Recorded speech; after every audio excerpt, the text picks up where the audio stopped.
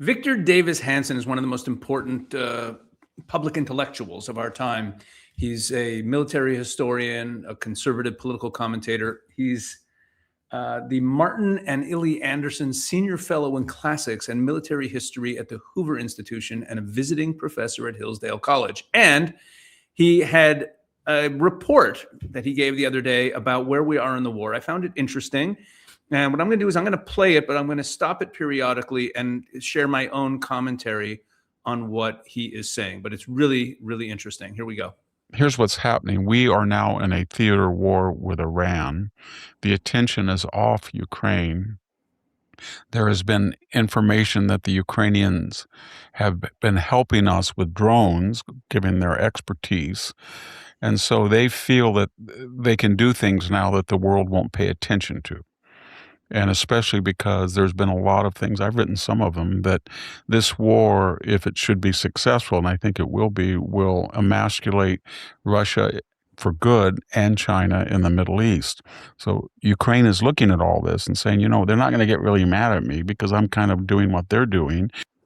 Okay, let me comment on this. Let's talk about Russia for a second. We haven't discussed them very much in terms of this war, but they are a player.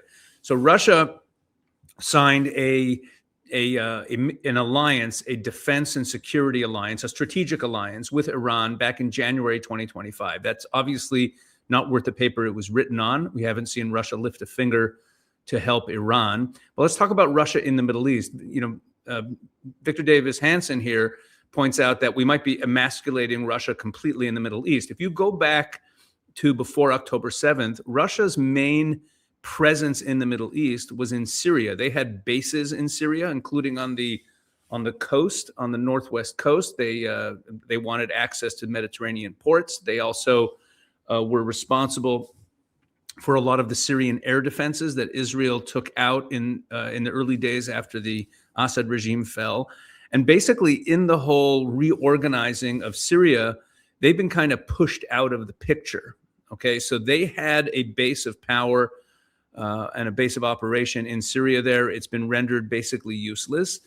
And then in the 12-day war back in June, when they didn't lift a finger to help Iran then, it became clear that their alliances weren't worth very much.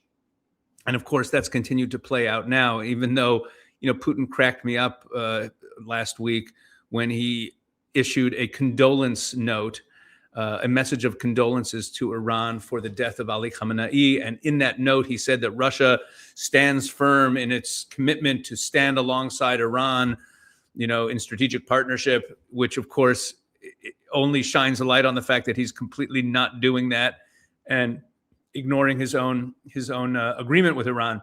In any event, so this is a very interesting point that VDH is making, that the impact on Russia is not just directly due to the fact that the Iranian regime meaning Putin, that Russia has been allied with, is being degraded, but it's also the entire Russia, China, Iran axis, that whole alliance, because these are all countries that wanted to take down America. None of them are capable of doing it on their own, but that three-way alliance of Russia, Iran, China is actually quite formidable. But with Iran being taken off the table as a force, and neither China or Russia lifting a finger to help them, it's not just that the Iran piece is gone, but it's that the whole alliance is shown to be a paper tiger. And of course, Russia's influence, as Victor Davis Hanson points out, they don't really have a base of influence now in the Middle East. Syria is not theirs. The patron of Syria right now is really Turkey.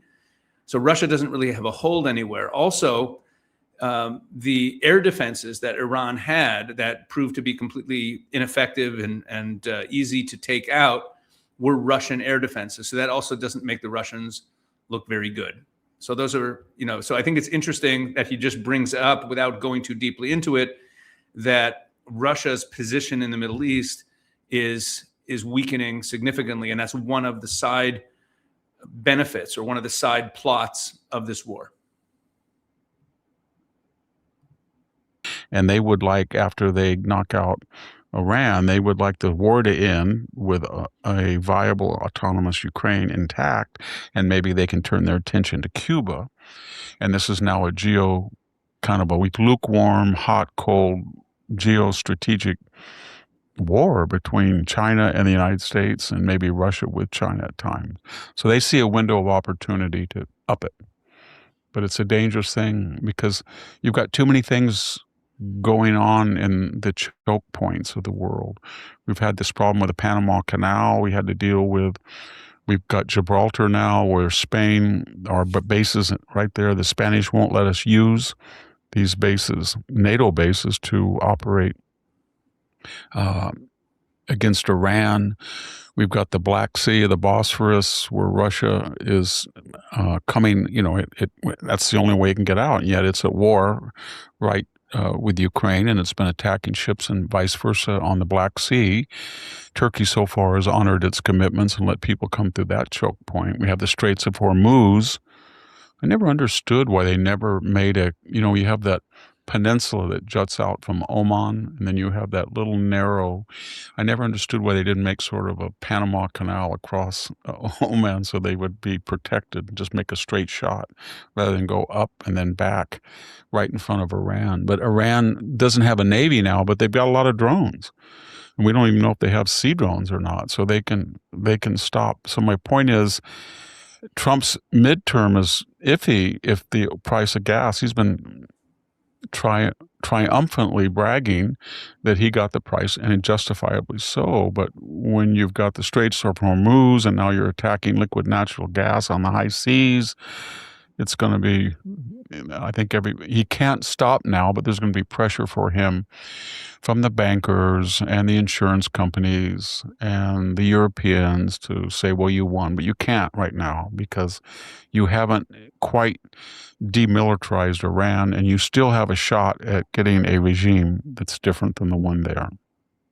Yeah, so I have a question actually on that, but let's take a break and then come back and we'll talk a little bit more about the war in Iran. Stay with us and we'll be right back. Okay, this is a good spot for me to interject while they're taking a break. Anyway, so what Victor Davis Hanson just talked about the price of gas and the Straits of Hormuz and these various choke points and Iran attacking, attacking that, it speaks to what Iran's actual strategy is. So before the war started, I said, and I wrote a column in the Jerusalem Post, and I said this both on this channel as well as on the Israel 365 news channel. And if you're not checking out the content we're putting up there, please go do so. Very important stuff we're putting up there. We just put up a video the other day about what regime change might look like. We put up a video about the impact this is having on China.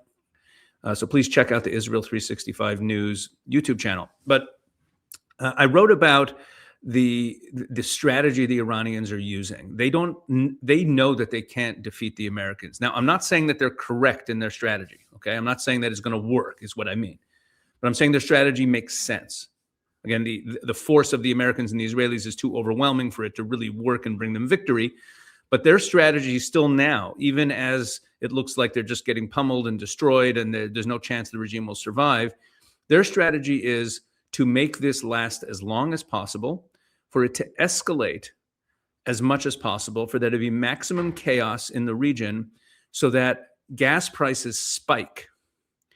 And if there's a spike in gas prices and some American casualties and the war starts to drag on longer than Trump wants, they have a hope of it ending with the regime still intact, even if greatly crippled and weak.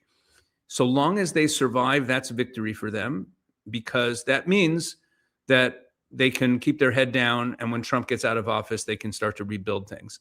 So that's their strategy. So this whole thing of closing the Straits of Hormuz and causing a rise in gas prices is the purpose of it is to harm Trump. Okay, that's actually the way they're attacking America and that's why they're attacking all their neighbors. They're not attacking all their neighbors because they're stupid or because they think that it's going to endear them to anyone. They're attacking their neighbors because more instability in the whole region and all these oil-producing countries could cause a sharp rise in gas prices, and they want this war to hurt Trump politically. Okay, so that's a big piece of the Iranian strategy that Victor Davis Hanson is pointing to here.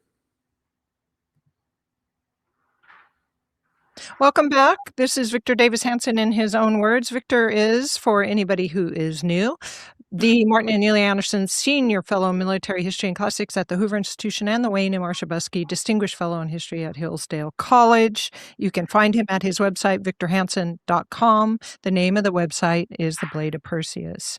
So, Victor, I did have a question on that. It seems like the war is devolving at its center to American and Israeli air power is somehow supposed to meet protests on the ground, and maybe there'll be a regime change. And I was wondering what you thought about what could possibly happen. And then second thing is if you could give a evaluation of the significance of Israel in this war. I know it's very significant, but I would like to hear that, your thoughts. Well, the conventional wisdom is that if you go to war, especially in the Middle East, and you want to change the regime, you have to be on the ground. I don't quite think that all the examples quite fit that. In the 91 war, 91 first Gulf War, we were on the ground. We had a huge coalition. We had almost a million there, and we didn't change the regime. So it's always a political matter. In 2011, Barack Obama started bombing Libya with the French and the British. They did remove the regime, but they weren't there to usher in a replacement, so you had tribal warfare. And of course, Hakeem Jeffries just embarrassed himself when he said that, you needed a war powers resolution to conduct war, and the Democrats would insist on that. And of course, that's not what Obama did. And then he said, well, it was very temporary. No, it wasn't very temporary. He bombed. I think the last day in office in 2017, in January, he bombed a camp in Libya. He was bombing. So can you remove a regime? I think you can remove it. I think the point is not that you can't remove a regime, but it's hard to remove and then replace it with something you want. We had to go in on the ground with Maduro. So we'll see. And the $64,000 question is there anybody on the ground? Somebody's on the ground because somebody, I know the Israelis have tapped into their traffic cameras, they've tapped into their communications, but they have Mossad people all over that country. And the United States probably does too. We have a lot of Iranian expatriates here in the country. So I don't know what the plan is as far as there is a rough division of labor. All right, before we get to the division of labor between the Israelis and the Americans, on the topic of regime change, so I made a video for the Israel 365 news channel about the regime change issue just a couple days ago. You can go find it there. It's one of the more recent videos. And in it, I talk about Trump's recent comments. Trump has been touting the Venezuela situation as an ideal and what he would want to see here. And what he means is that he took out Maduro, but what did he do in Venezuela? He embraced Delcy Rodriguez, Maduro's number 2, as the person he's working with. And he praised Delcy. He's done it now twice in the last week, praising Delcy Rodriguez for being a good steward and a good partner there in Venezuela, and that's a model of regime change. And he made very good points because he kept the government together, it kept things stable, things did not devolve into chaos. However, the dark side of that is that the democratically elected leader of Venezuela, Maria Corina Machado, who won by a landslide and was then hunted by Maduro, and all of the people who are striving for democracy, we're kind of thrown under the bus here because Trump chose to keep the criminal technocratic group that was running Venezuela intact in the interests of stability. Okay, so there's something to be said for that, but there's a big downside. And it looks like that's what Trump is gunning for here as well.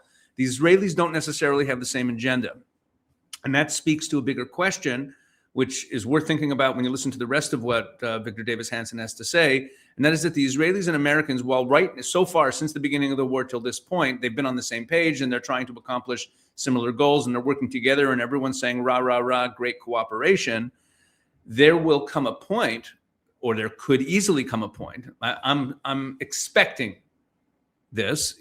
Doesn't have to be, but I'm expecting there to come a point where the Americans determine that their goals are accomplished and they're done, but the Israelis are not satisfied, or the type of regime change that Trump has in mind doesn't satisfy the Israelis because Trump decides to keep the top bureaucrats of the IRGC in control in the interests of stability, Venezuela model, but the Israelis are like, we don't want these people there. And the Israelis won't feel that the war is done yet. So that's something to look for in the coming days in light of this. Let's finish up what VDH had to say.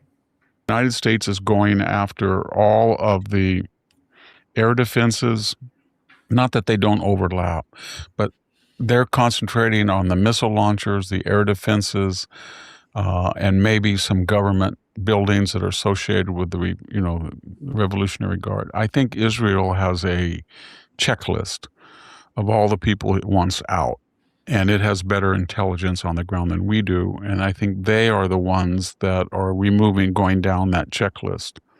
And I think the point they're trying to make, and whether they have us do it or not, that's their emphasis. And I think what they're trying to do is say to the Iranians, anybody who takes over that has theocratic credentials is going to be dead. So you can announce that you're the next Khomeini, or you can announce you're the next Ayatollah, or you're the next whatever president. But it's funny, they haven't gone after the president. There's certain people they don't go after, and that sends a dual message. It says if you're going to moderate and you might want to be a transitional figure, you're not going to get killed. And they're not really going after the officers anymore of the Iranian army that don't have theocratic connections.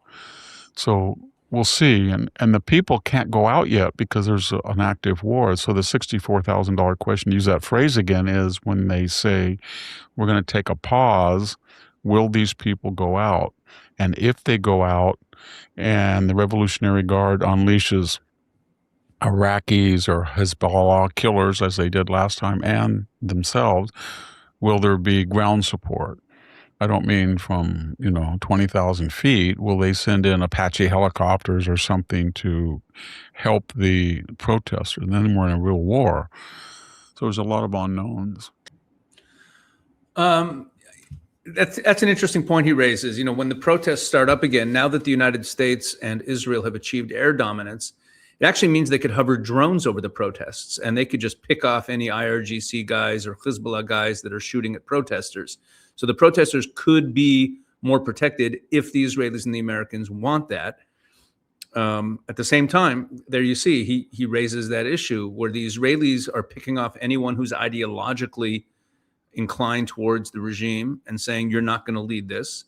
So the Israelis seem to be going much deeper into the regime change scenario than the Americans. The Americans actually want some of the people near the top to stay intact, a la Venezuela. So I see a bit of a collision course coming down the road.